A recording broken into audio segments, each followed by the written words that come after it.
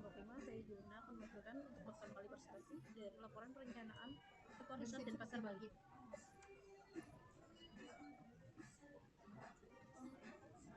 Lalu untuk latar belakangnya, kenapa dipilih lokasi ini? Karena lokasinya strategis, dekat dengan KIK Kesehatan Sanur, lalu aksesibilitas yang baik, dekat dengan akses menuju Nusa Penida, suasana kawasan yang tenang, potensi pembangunan riset. Ini untuk satu, site-nya di area daerah sebelah sini, lalu untuk hotel dan resort sekitar di sebelah sini, lalu untuk Swiss Hotel dan ini Gusti Hotel. Lalu ini adalah resort sekitar site. Ada banyak beberapa resort di sekitar site yang mendukung area sekitar. Dan untuk karakteristik latar belakang, lokasi berada di kawasan pesisir pantai Padang Galang, memiliki luasan tapak yang besar, lingkungan sekitar relatif terbuka, dekat dengan destinasi wisata pantai Timan dan Sanur, berpotensi dikembangkan sebagai kawasan resort terpadu, memiliki karakter suasana yang tenang, aksesibilitas yang baik, memiliki potensi penguatan identitas lokal.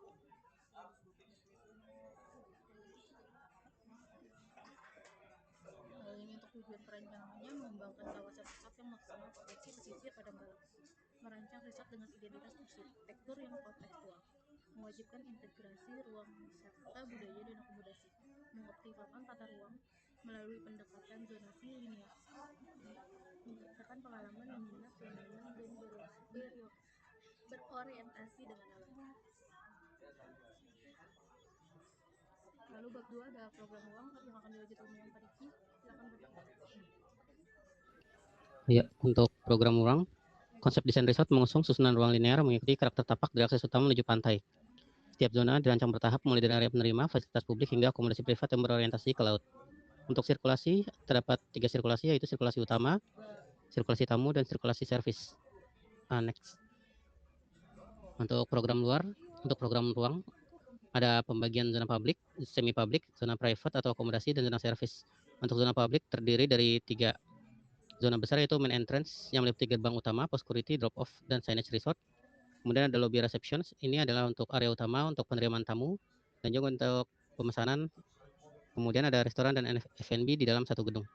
Kemudian ada zona semi publik yang merupakan fasilitas rekreasi seperti kolam renang, untuk spa dan wellness, ada ruang pijat, sauna, dan juga gym kecil.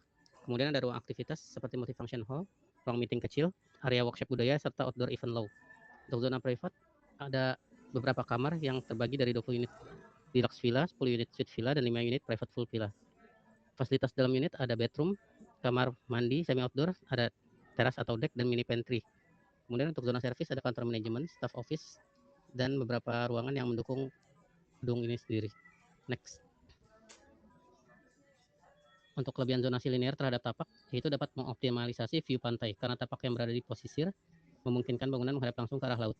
Kemudian alur sirkulasi yang lebih jelas, memisahkan area publik dan privat secara alami, memaksimalkan potensi wisata pantai, mengoptimalkan pencahayaan dan penghawaan alami, kemudian meningkatkan pengalaman ruang, memperkuat hubungan dengan lanskap alami. Next. Untuk analisa perancangan, yang pertama ada analisa makro. Tapak terpilih di Jalan Festival, Kesiman, Kertalangu, dan Pasar Timur dengan luas lahan 56.600 meter persegi atau sekitar 5,66 hektar. Perbatasannya di antara lain, pada bagian utara berbatasan dengan Kabupaten Badung, pada bagian timur dengan Kabupaten Gianyar, pada bagian selatan berbatasan dengan Selat Badung, dan bagian barat berbatasan dengan Kabupaten Badung. Next. Untuk analisa meso, saya terpilih berada di kawasan Pantai Padang Galak Sanur, tepatnya di wilayah Kesiman Petilan dan Pasar Timur, Bali. Kawasan ini merupakan salah satu pesisir yang memiliki karakter kuat melalui perpaduan panorama pantai, ruang terbuka hijau, serta aktivitas budaya masyarakat lokal. Untuk di gambar terdapat batasan langsung yang ditandai dengan angka 1, 2, 3, dan 4. Pada sebelah barat atau angka 1 berbatasan dengan jalan penghubung. Sebelah selatan atau angka 2 berbatasan dengan jalan setapak. Sebelah 3 berbatasan dengan pesisir pantai. Dan sebelah 4 utara berbatasan dengan pemukiman penduduk dan penginapan. Next.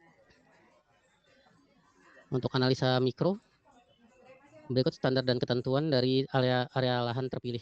Untuk KDB 40-50%. Untuk maksimal luas lantai dasar yang menutupi tanah, sisanya harus area terbuka. Kemudian untuk koefisien lantai bangunan 1,2 sampai 2. Untuk koefisien dasar hijau atau KDH 30-40%. Untuk GSB atau garis sempadan bangunan 5-8 meter dan tinggi bangunan maksimal 15 meter mengikuti aturan sakral Bali yang tidak boleh melebihi pohon kelapa dan biasanya maksimal 4 lantai. Next. Untuk analisa mikrosirkulasi, untuk akses, lokasi ini memiliki akses yang cukup baik karena terhubung dengan jalan utama menuju kawasan Sanur dan pusat kota Denpasar.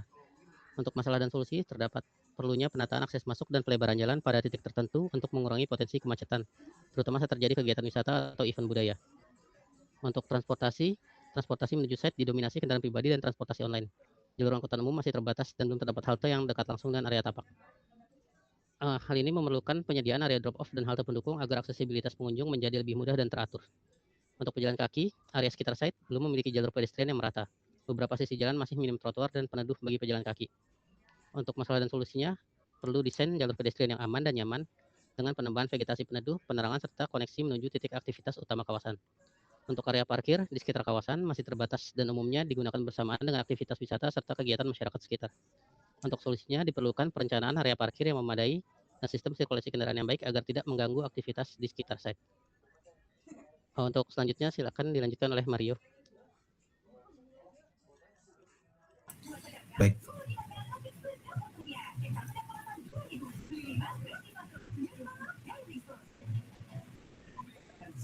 Oke, baik, untuk selanjutnya di bab 3, analisa perancangan. Di analisa perancangan ini terdapat analisa tapak, yaitu micro existing contour. Seperti dilihat di presentasinya, konturnya per night levelnya sekitar 50 cm ke arah atas. Berikut. Dan untuk analisa matahari seperti di gambar. Dan berikut konturnya juga. Next lagi.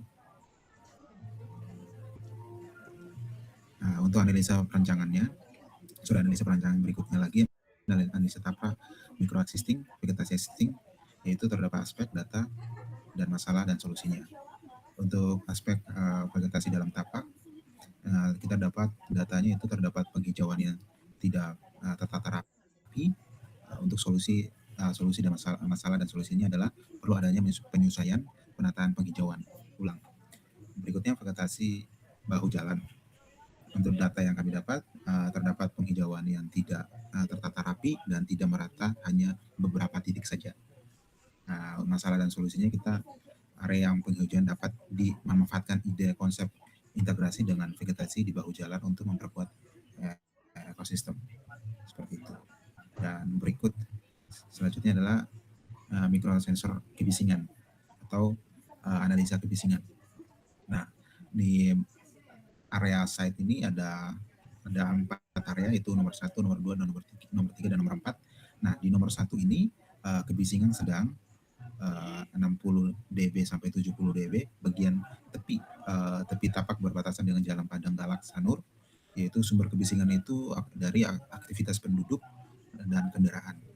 Jadi untuk rekomendasi fungsi kita pakai untuk area publik seperti itu.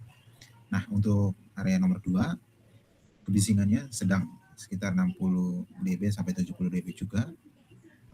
Bagian tepi tapak yang masih agak jauh dari permukiman.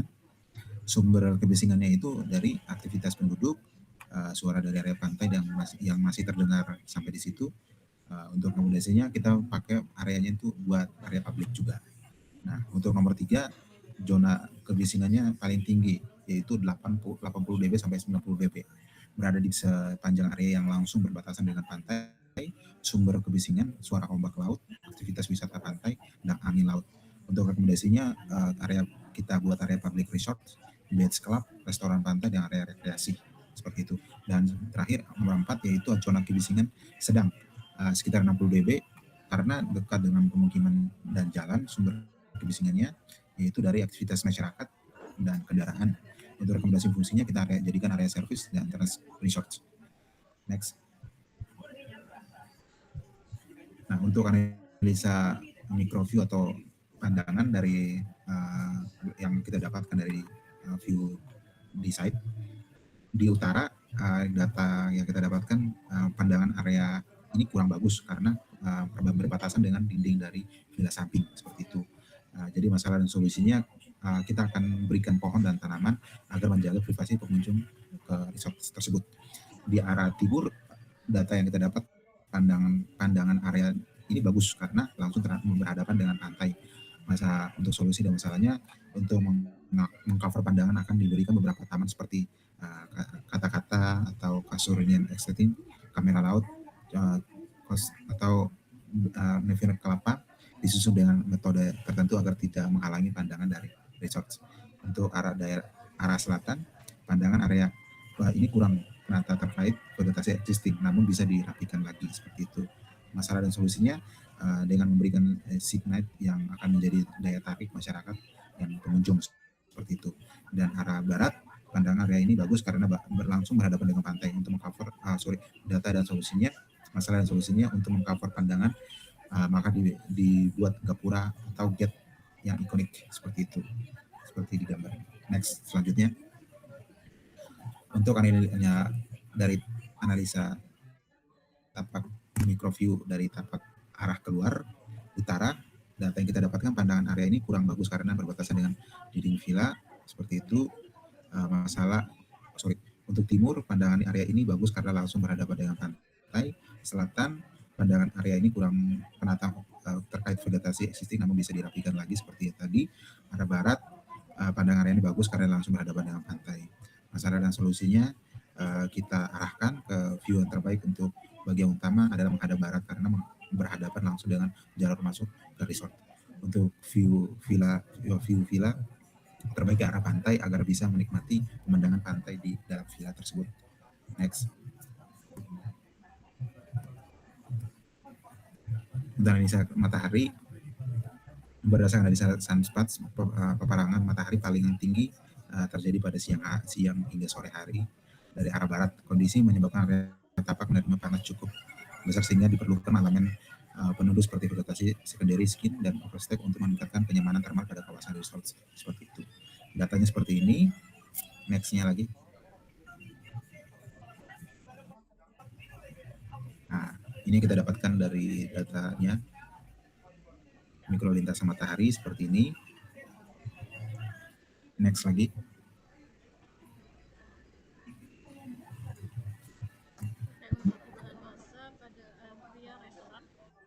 Untuk pertama, gubahan massa berbentuk persegi panjang mengikuti bangunan sebelumnya. Lalu diberi elevasi pada gubahan. Lalu lantai atas menggunakan kombinasi dinding kaca serta bergantian sebagai strategi untuk mengoptimalkan pencahayaan alami sekaligus menjaga kenyamanan ruang. Lalu untuk selanjutnya, bentuk atap dirancang menggunakan konfigurasi atap lana bertingkat dengan permainan bidang miring yang memberikan karakter visual dinamis pada bangunan. Dan ini tapak. Lalu next selanjutnya kepada Mario.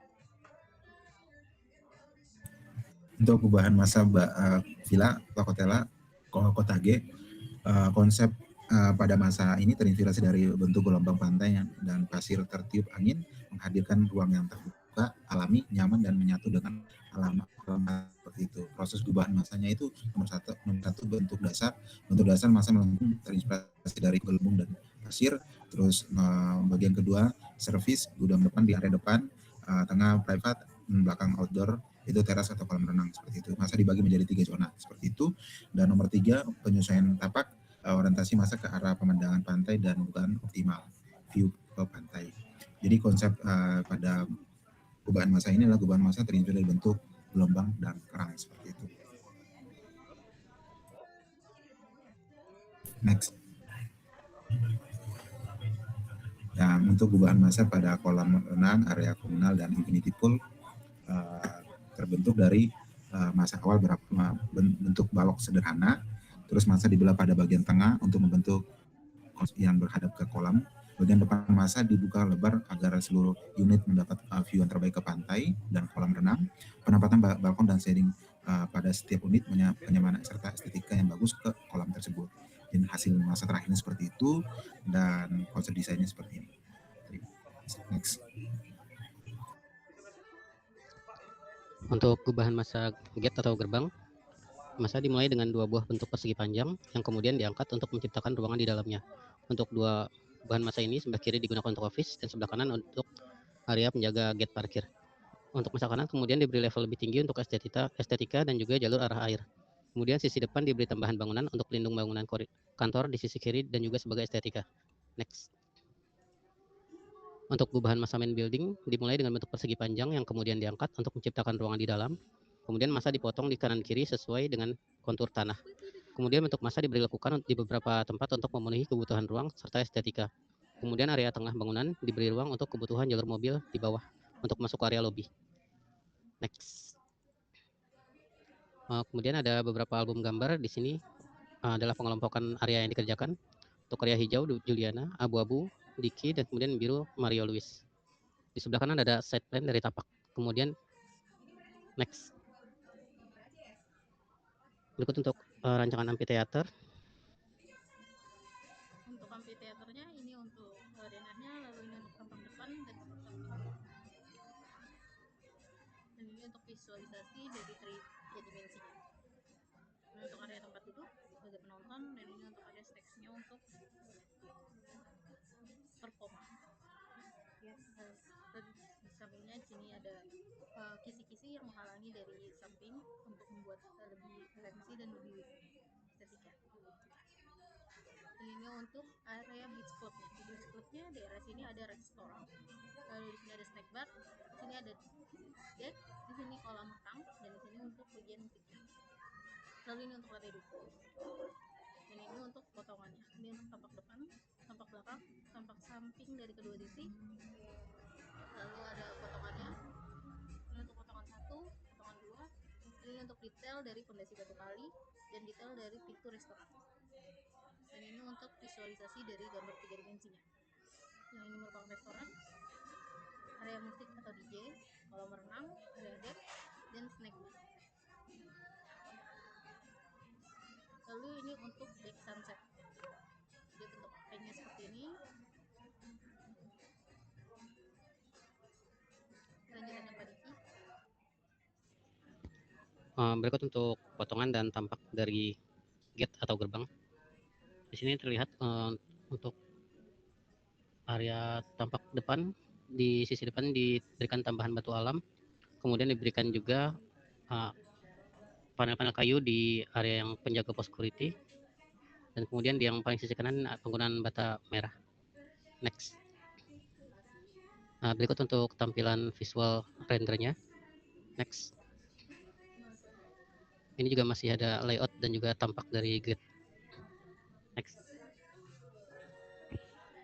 Kemudian ini adalah hasil render dari taman dari 4 bird eye yang berbeda. Next. Kemudian ini ada potongan dan tampak dari main building. Next. Di sini ada hasil render dari main building dari 4 sudut arah yang berbeda. Itu dari arah bird view dari kanan, bird view dari kiri, kemudian dari arah taman, dan kemudian dari arah bird view dari arah pool atau kolam renang. Next. Silakan Mario. Nah ini untuk villanya. Berikut untuk renderingnya tampak depan, tampak belakang, dan area dalamnya seperti itu. Next. Nah untuk kolam renang, area komunal, dan infinity pool untuk DNA seperti ini. Next. Nah untuk renderingnya seperti ini dari atas. Next. Nah untuk perspektifnya seperti ini. Next. Demikian presentasi dari kelompok 5. Saya Juliana. Selamat malam. Iya.